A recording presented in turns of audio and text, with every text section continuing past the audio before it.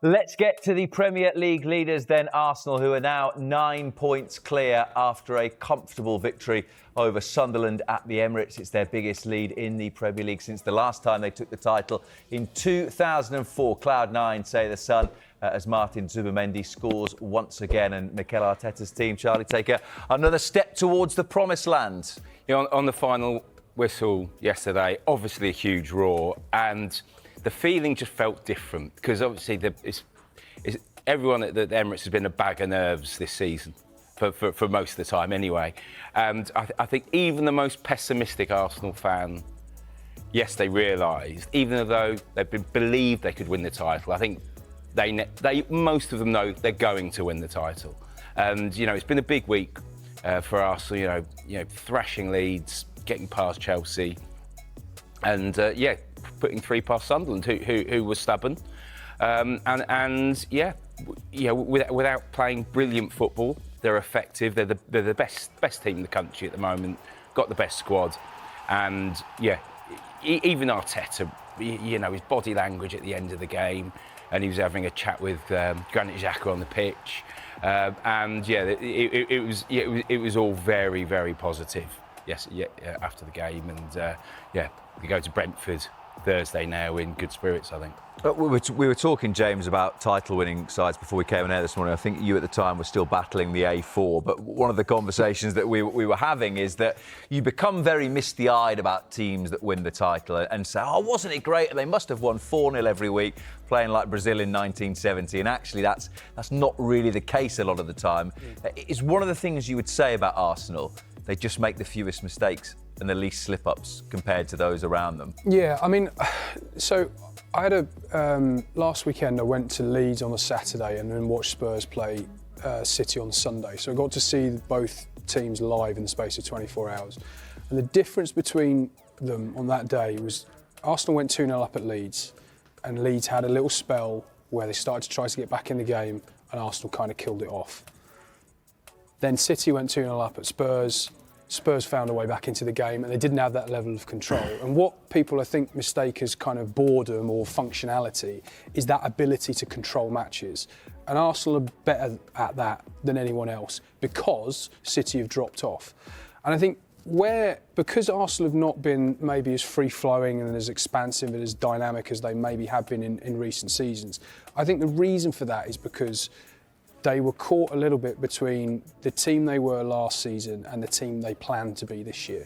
When they made the 8 new signings, when they bought Gyökeres, and they talked about trying to be more direct, trying to be more, not play this sort of horseshoe football where they're playing, in front of teams and trying to probe for an opening. They're trying to get the ball into their attacking players quicker and be more dynamic. They started trying to do that. Then Gyökeres got injured. They put Mourinho back in up top. They went top of the table, and suddenly Gyökeres got fit, and they thought, actually, we're not only we're top of the league, we're clear here. We've got the strongest squad in the league. Do we really need to be that open and that expansive? Or can we control these matches like we did and rely on the depth of talent that we now have to rotate and keep those positions, attacking positions, fresh to be able to win, and not nick games, but be able to win games with the finer margins than just trying to be expansive and roll teams over? And what they're finding as the months go on is that because Liverpool have dropped, City have dropped, Chelsea haven't got quite enough, that actually that is enough to win them the league. Does it feel as though it's going to be as comfortable, if not more, than it was for Liverpool last season, who won it with 4 to spare? Yeah, I think so. I mean, I think it's foolish to ever write off Guardiola's City. Said in hope as a Spurs fan. Yeah, well, yeah, exactly. Said in wild optimism. And I guess the evidence of the last few seasons suggests you shouldn't completely bank on Arteta's Arsenal as well, but I do think this year feels different.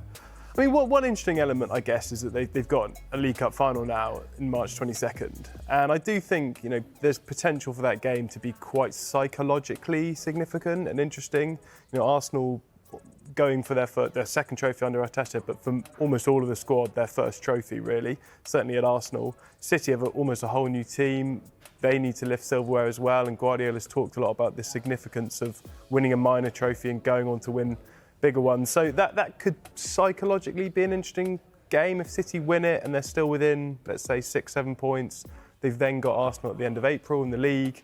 If they're still within touching distance, then that could be a chance for Arsenal to effectively win the league, or City to claw it back and make for a really nervy finale. So there's still kind of twists and turns to come. Obviously, you never say never in the Premier League, but as Charlie says, it does really feel like this Arsenal team are going to do it this time. Yeah, I've got to say, I'm not quite as they're going to win it. I'm not quite as clear as you. Only because look, City play twice now before Arsenal play again.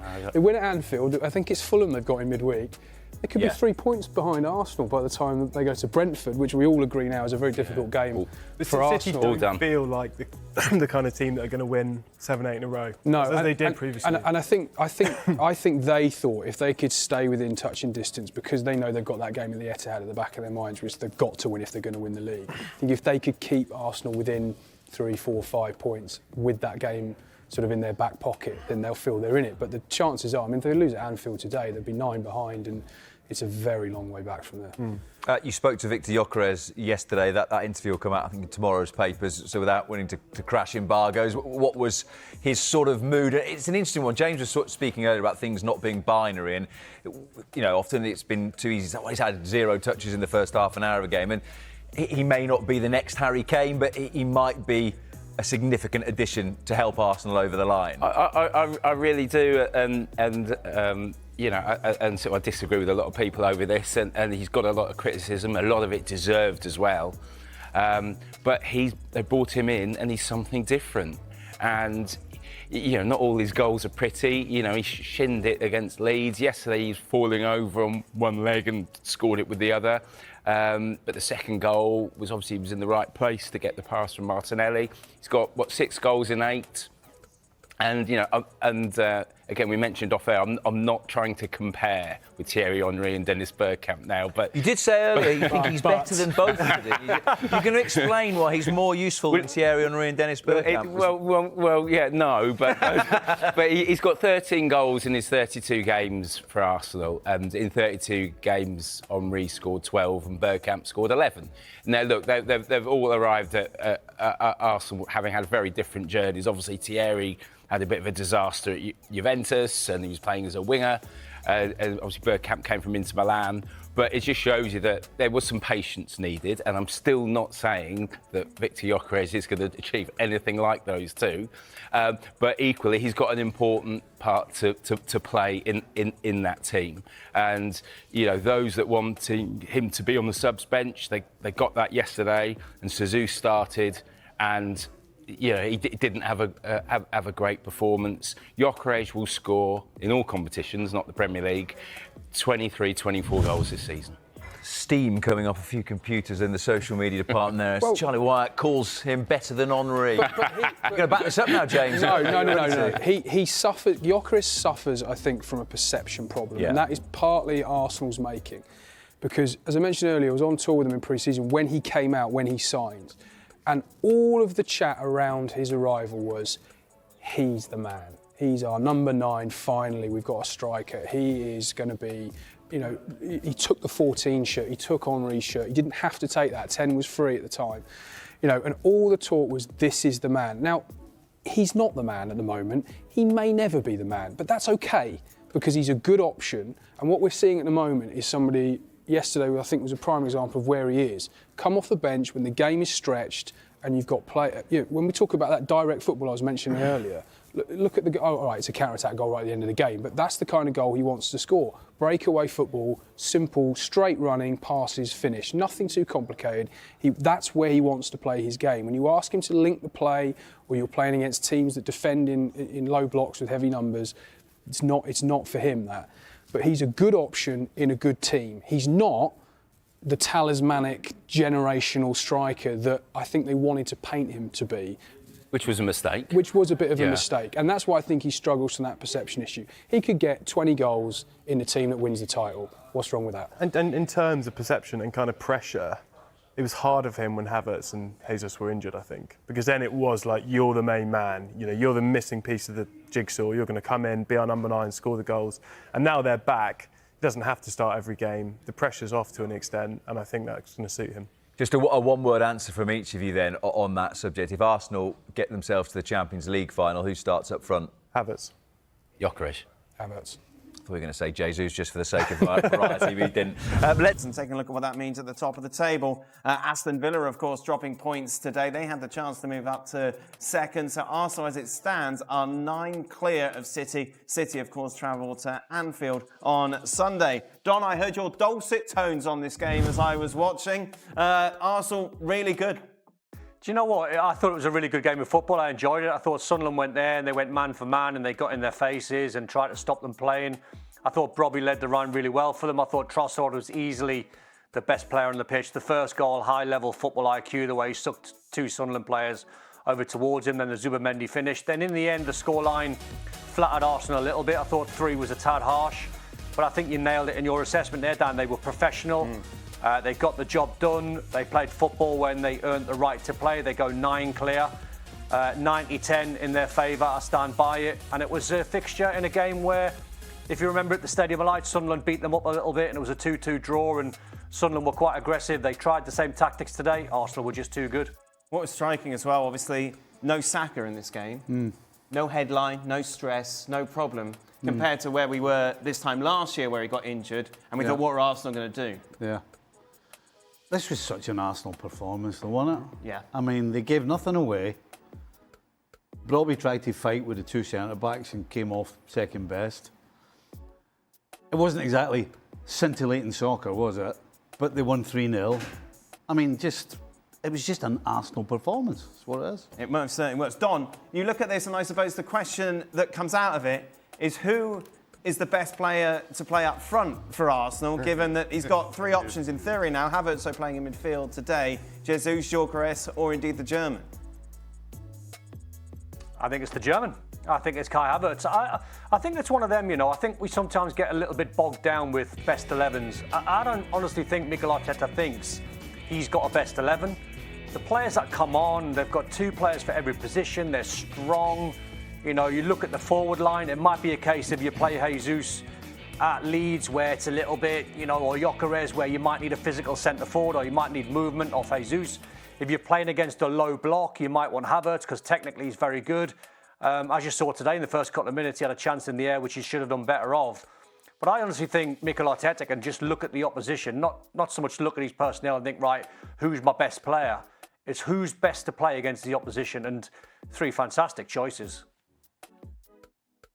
I'm agreeing with it that it could be anybody 3. I think right now, maybe Havertz is the first choice, but Don kind of mentioned the first game at the Stadium of Light, how physical Sunderland were. You saw that again for large spells this one, and as a result, I wonder if that was the thinking behind dropping Havertz back into midfield, just to give that physicality alongside Zubamendi, and then leave Gabriel Jesus to kind of run in between centre backs as he could.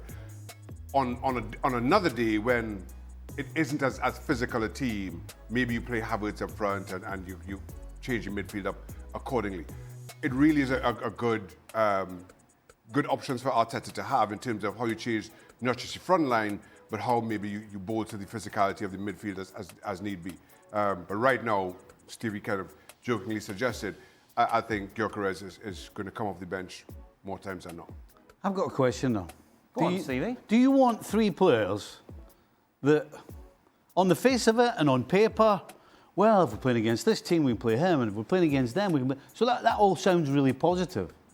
But the fact is that the reason they bought Gyökeres is because they didn't trust Havertz. They didn't trust Jesus. But now we're talking in terms of how it's great that you've got 3 centre-forwards, but the truth is, you don't know who your best centre-forward is, and that's not good. I don't think that's a good thing. If we were having this discussion at the end of August, I think that is a point that you think of longer term. But end of January into February with a 9-point lead as it stands right now, it's a luxury that Arteta can afford. It's not ideal because Gyökeres hasn't been... because you don't have a centre-forward. Because Gyökeres just simply hasn't been good. But you have a 9-point lead. Your 9 points at the top of the table. It doesn't matter. It feels a whole lot different. I'm not being... Well, I guess I am being critical. I'm just saying, though, that, you know, sometimes you've got to... Sometimes we can make something into what it maybe isn't. Because at the end of the day, you can't argue that he bought Gyökeres because he didn't want the other 2. Right. Yeah. So hey, I'm just saying. I think as a coach, I would prefer to have my number 9, I know who it is, I can trust him, and he's going to get me goals. Don't They make don't have that. the point that it's too much fuss about your first choice 11.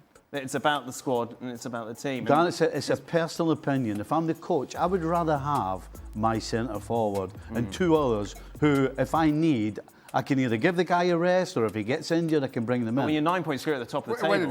that's the important thing. I'm just making a point. You haven't dropped a point in the Champions League. You're doing quite well. I'm just making a I point. don't know why you got to find a negative in all of I'm this. just making a point. You just hear Weren't they both injured? If you want to go the negative way, then you got 3 Weren't they centre both forwards. injured You when they don't bought want. Gyökeres? How about that? Yeah, take that one. I wasn't realistic. All I was just getting aggressive in my ear. But both Havertz and Jesus were injured, weren't they? So it forced the hand that Gyökeres had to play every game. What's he talking to me for? I'm just lifting on the point that Don Are you trying to made. make a? You make a, Well, because when you were shouting, Don was making a valid point. Sorry, Don. No, that's all right. Sorry, Don. And let's go to Molyneux. I mean, only Stevie. Sorry, Dan. Only Stevie can find a negative, and Arsenal being 9 points clear. I know, it's incredible. Just covering all bases, Don. Covering.